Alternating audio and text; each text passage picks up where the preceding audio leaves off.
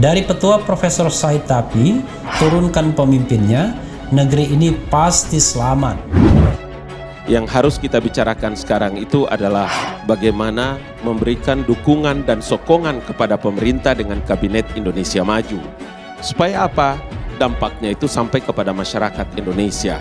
Ia mempelajari bahwa untuk memperbaiki negeri yang sudah terlanjur buruk, maka pemimpinnya perlu diturunkan agar negeri bisa selamat. Anda membawa-bawa presiden ke-7 yang sangat rendah hati, santun, tegas, jujur. Sebuah kenyataan bahwa ketika media sosial begitu marak di tengah-tengah masyarakat, maka tanggung jawab kita juga harus mengajarkan bahwa semua informasi itu kan harus bisa dipertanggungjawabkan. Betul. Luar biasa ya. Jika ada ikan busuk, apa yang harus dilakukan? Kita harus berani amputasi kepalanya agar hilang baunya. Kita mempunyai tugas untuk bisa menyampaikan kepada publik tentang pencapaian-pencapaian pemerintah yang sedang digalakan. Kalau kita memang mau memperbaiki negeri, bangsa, ya tidak cara lain. Kalau kita sakit gigi, ditambal, kalau bisa ditambal, kalau enggak ya cabut gigi. Itu caranya. Erick Thohir, Menteri Badan Usaha Milik Negara atau BUMN, diketahui mencopot Refli Harun dari jabatannya sebagai Komisaris Utama PT Pelabuhan Indonesia. Contohnya Refli Harun, ya, orang pintar. Refli Harun udah 2 kali Komisaris Utama, bos, di BUMN.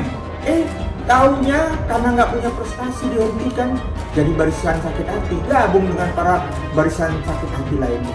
Ini sama seperti nasihat Giring Ganesha, agar negara ini jangan dipimpin oleh pembohong. Karena kalau negeri ini dipimpin oleh pembohong, ya bisa rusak. Dengan itu, staf khusus Menteri BUMN Arya Sinulinga mengatakan bahwa pergantian tersebut dilakukan dengan tujuan adanya refreshing di sana. Belajarlah menunjuk hidung sendiri sebelum menunjuk hidung orang lain. Jadi sobat era sekalian, itu adalah sebuah nasihat yang berlaku sampai kapanpun, ya. Pintar sekali ngomong, makin penting. Luar biasa dengan tingkat kesibukannya dari satu tempat ke tempat yang lain, meresmikan proyek yang satu ke proyek yang lain, tapi publikasinya kan rendah dan masyarakat tidak tahu itu. Kalaupun tahu hanya berapa persen. Saya sampaikan manfaatnya sungguh baik dan sangat signifikan bagi masyarakat Sumatera. Tidak ada alasan dengan teman-teman yang ada di sekitar beliau di situ untuk harus menyampaikan kepada publik tentang sejumlah nilai-nilai positif dan nilai-nilai kebenaran yang selama ini dialamatkan dengan fitnah, dengan adu domba, dengan penuh kebohongan. Seperti dikatakan Rocky Gerung dalam berbagai kesempatan misalnya, kita tidak mungkin mendorong mobil yang mogok. Ya terpaksa kita ganti mobilnya. Lalu bagaimana dengan kondisi perekonomian kita? Saya mengambil studi PricewaterhouseCoopers. Mereka memprediksi pada tahun 2030 pendapatan GDP atau GDP mencapai 5,4 triliun US dollar. 5 kali lipat dibandingkan saat ini. Mereka menuduh pemerintah dan presiden itu melakukan tindakan-tindakan yang tidak seperti yang mereka harap. Itu tidak benar. Saudara, Indonesia akan jadi tuan rumah sekaligus presidensi konferensi tingkat tinggi KTT G20 tahun 2022. Bahwa berunjuk rasa itu adalah hak konstitusional. Saya curiga bahwa Refli Harun ini sedang ingin membori para pendukung dari oposan plastik ini. Karena persepsi dari penegak hukum selalu menganggap bahwa itu adalah sebuah kegiatan yang membutuhkan izin. Misalnya diletakkan pada Presiden Jokowi sekarang ini, apakah rakyat ingin dia mundur atau tidak, itu terpulang kepada rakyat. Bahwa apakah Presiden akan menyelesaikan, ya secara konstitusional ya harus selesai sampai 5 tahun. Fajrul Rahman misalnya mengatakan Presiden Jokowi tegak lurus kepada konstitusi, kan seperti itu. Tambah lagi sekarang yang ngoceh, tambah lagi sekarang yang ngoceh. Tapi tegak lurus pada konstitusinya itu pasal-pasal yang dia sukai saja. Apakah Refli ingin hal ini terjadi supaya Jokowi juga mundur? Saya curiga bahwa Refli Harun ini sedang ingin membuka memori para pendukung dari oposan plastik ini tentang peristiwa 98 mundurnya Soeharto. Sekadar meminta Presiden Jokowi untuk bertanggung jawab dan mundur tidak bisa dikatakan sebagai makar. Anda membawa-bawa presiden ke-7 yang sangat rendah hati, santun, tegas, jujur. Sebab seorang presiden bisa diganti itu ada 3 dan semuanya konstitusional. Jadi nggak usahlah terlalu pusing gitu dengan orang yang menuntut pergantian dan lain sebagainya. Kan sudah ada mekanismenya. Jalan ketiga Sobat RH sekalian adalah pengunduran diri. Kalau pengunduran diri tidak ada syaratnya. Be a leader, be a statesman. Jadi tidak usah memikirkan tentang diri sendiri. Biar sejarah yang menuliskannya sendiri nanti. Tapi yang saya tahu sekarang Refli berada di barisan kaum oposisi, kaum oposan plastik. Seorang advokat atau pakar hukum tata negara, Refli Harun, menilai bahwa pemerintah Jokowi saat ini seperti ingin membungkam setiap aksi unjuk rasa. Hal itu dikatakan oleh Refli saat menanggapi kabar pejabat atau PJ Ketua Umum PBHMI, pimpinan Abdul Muiz Amiruddin, yang hilang selama 2 hari usai mengeluarkan instruksi unjuk rasa. Dikatakan oleh Refli Harun dalam kanal YouTube-nya bahwa seharusnya aparat keamanan melakukan pendekatan keamanan. Ia mengungkapkan bahwa menurut pengamatannya, Jokowi seperti merasa tidak aman hingga ingin membungkam semua aksi unjuk rasa. Seharusnya aparat keamanan pendekatannya pendekatan keamanan. Sekarang ini pemerintah Presiden Jokowi sepertinya menurut pengamatan saya ingin membungkam semua aksi unjuk rasa.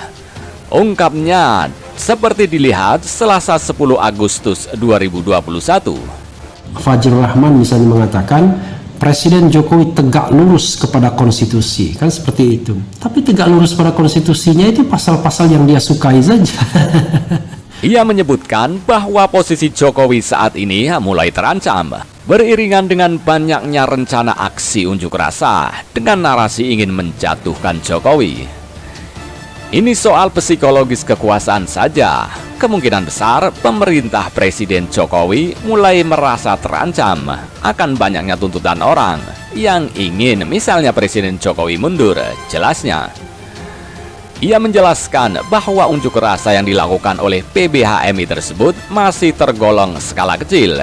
Akan tetapi, pihak pemerintah mengkhawatirkan jika terjadi gelombang yang besar ke depan. Refli lantas menegaskan bahwa pemerintah tidak boleh semerta-merta melarang masyarakat untuk menggelar aksi unjuk rasa, sebab hal itu telah diatur di dalam undang-undang. Unjuk rasa adalah sebuah hak konstitusional yang dimiliki oleh masyarakat Indonesia. Tapi dalam konteks seperti ini, PJ Ketua Umum PB Abdul Muiz hilang, tetap tidak boleh melarang orang untuk berunjuk rasa. Karena itu adalah hak konstitusional, pungkasnya. Menanggapi tudingan Refli Harun, politikus PDIP Ruhut Sitompul menyentil bedah sang ahli tata negara yang kerap mengkritik pemerintah, yakni Refli Harun. Menurut Ruhut, Refli kini menjadi buzzer oposisi yang disebut sebagai buzzer BSH. Usut punya usut, istilah BSH yang dimaksud oleh Ruhut Sitompul terhadap Refli adalah barisan sakit hati. Ia lantas menyinggung bahwasanya Refli pernah menjabat sebagai komisaris utama BUMN, tetapi dipecat karena gagal. Refli Harun, cepat kali kau lupa. Pernah beberapa kali menikmati menjadi komisaris utama BUMN, karena gagal dan dipecat. Sekarang kau menjadi buzzer BSH, barisan sakit hati, kadrun, tulis Ruhut Sitompul seperti dilihat Selasa 10 Agustus 2021 via Twitter. Contohnya Refli Harun, orang pintar. Refli Harun udah 2 kali komisaris utama bos di BUMN. Tahunya karena nggak punya prestasi dihentikan jadi barisan sakit hati, gabung dengan para barisan sakit hati lainnya. Ruhut kemudian menilai bahwa Refli Harun yang sebagai ahli hukum tata negara justru tak ada bedanya dengan politisi Partai Demokrat Rahlana Shiddiq. Nyinyir, ngebacot saja kau terus, sampai congor kau bau seperti Rahlan Najiji, kader Partai Demokrat.